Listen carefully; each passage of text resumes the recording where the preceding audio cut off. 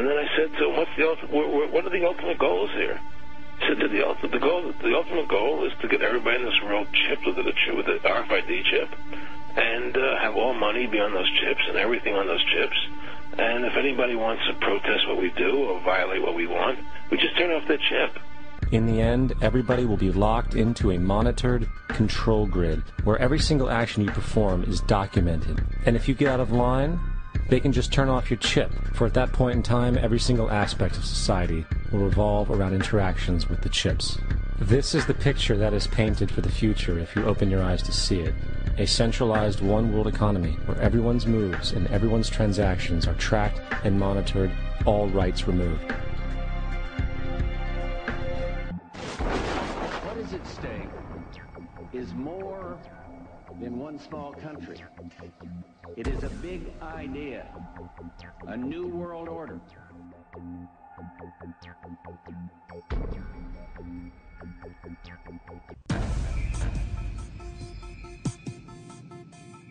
Okay, let's do it.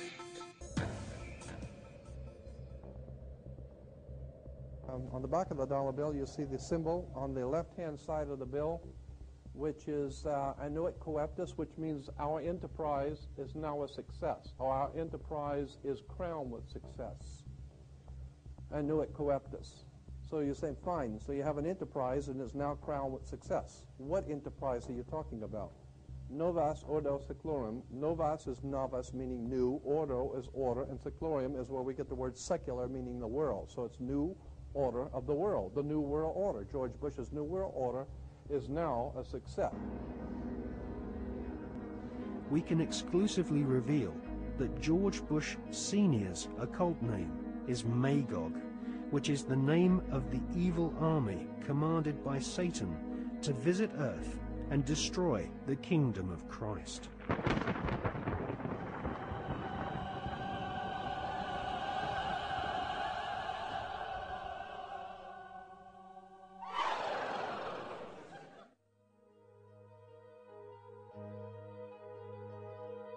The American Ivy League colleges each have their own branches of the Skull and Bones Brotherhood of Death, indoctrinating the children of America's elite families who go on to become the captains of industry, banking, law, military, and the media. The epicenter of this elite cabal is Yale University. The last 3 presidents attended Yale, as did the terrorist expert Paul Bremer III, who governs Iraq for the Bush-Cheney Skull and Bones elite.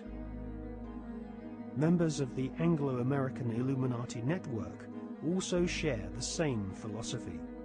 They believe in a single, all-powerful superstate, which is governed by a single world leader. If the Illuminati were successful, and their dream would come true, it would be a virtual hell on earth. That is what the New World Order is all about. It's a living hell. It's Orwell's worst dream and nightmare.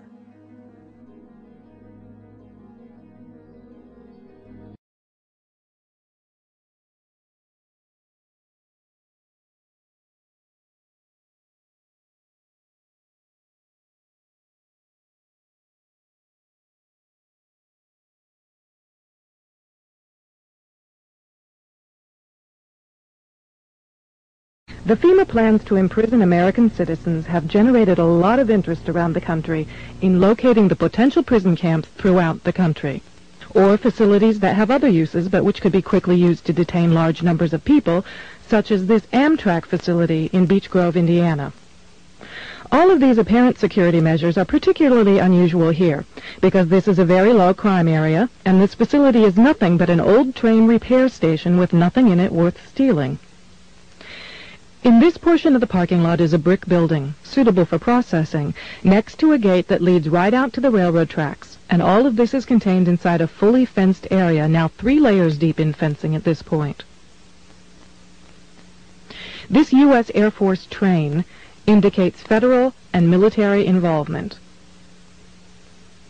Facing the opposite direction, you can see that this area, too, is a very large fenced area with railroad track running the length of the fence and plenty of warehouses. This small building is the only way into a particular fenced area. Inside this building, we see more of the motion-activated detectors, electronic turnstiles, and prison bars. Outside this building is fencing and a cattle run section of fence, all topped by barbed wire, pointing inward, not to keep people out, but to keep people in. On the other side of the building, you'll see signs that say Red Zone, right up next to the railroad tracks that run the length of the fenced area. Next to the Red Zone sign, you can see closely numbered markers on the fences that are too closely spaced to be parking markers, just as if they plan to have people line up to board the trains. Looking around, you can get an idea of how huge this place is and how many people it could contain in its fenced-in area.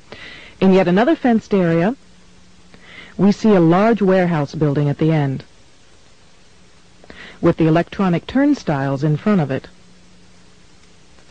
The building is one that has a new concrete floor, and its doors and windows have all been blocked. Outside, there are new gas pipes.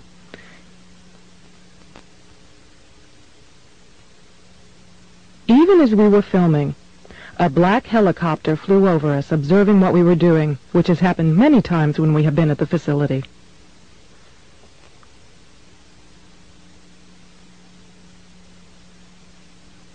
The gas lines and gas pipes at the facility run the length of the buildings.